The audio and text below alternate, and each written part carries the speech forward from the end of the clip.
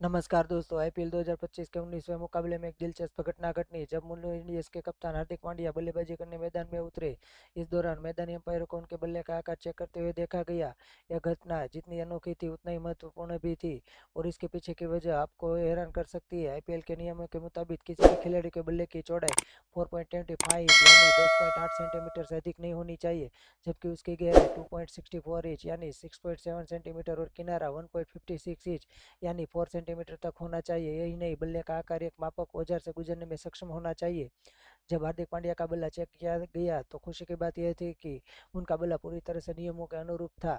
यदि उनका बल्ला इस निर्धारित मापों से अधिक होता तो यह न केवल उनके बल्लेबाजी को प्रभावित कर सकता था, बल्कि उन्हें एक नई समस्या का सामना भी करना पड़ता।